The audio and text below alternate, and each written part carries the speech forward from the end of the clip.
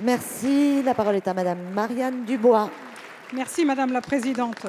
Ma question s'adresse à Madame la Garde des Sceaux, à laquelle j'associe mon collègue Georges Fenech. Madame la Ministre, le Fonds de garantie des victimes des actes de terrorisme et d'autres infractions de droit commun, ou FGTI, a été créé pour indemniser notamment les victimes d'actes de terrorisme. À la suite de la vague d'attentats qui a frappé la France en 1986, la loi a prévu d'alimenter ce fonds de garantie à 75% par une contribution forfaitaire de 3,30 € prélevée sur chaque contrat d'assurance de biens souscrit auprès d'une entreprise opérant en France, ce qui est un acquis unique au monde. 7 mois après l'attentat du Bardo, qui a fait 24 morts et 45 blessés, les victimes françaises n'ont toujours pas été indemnisées. Elles se sentent oubliées, délaissées par l'État français. C'est une triste réalité, vécue notamment par 3 victimes du Loiret. 2 d'entre elles sont présentes parmi nous aujourd'hui dans les tribunes. Elles m'ont fait part de leur détresse, car depuis le 18 mars, date de l'attentat, leur quotidien est de continuer à vivre avec un arrêt maladie sans complément de salaire ou fournir régulièrement des justificatifs alors que leurs demandes sont de droit.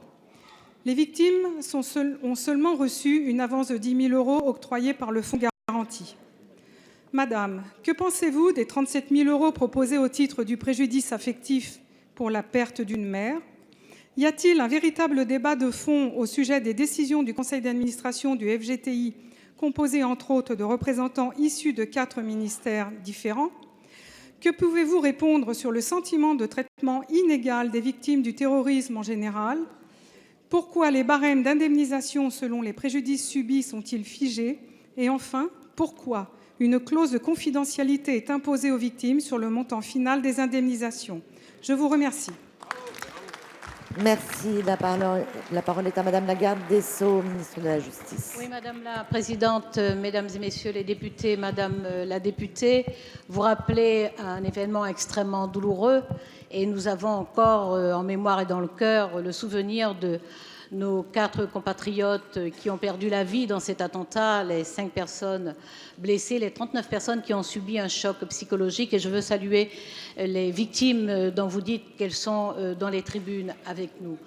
Dès le lendemain, la cellule de crise et de soutien du ministère des Affaires étrangères a été mobilisée, a rapatrié immédiatement les personnes qui ne présentaient pas de blessures très graves, et les personnes qui ont pu être ramenées par bateau ont eu un accompagnement psychologique et ont été accueillies à Marseille par la cellule d'urgence psychologique.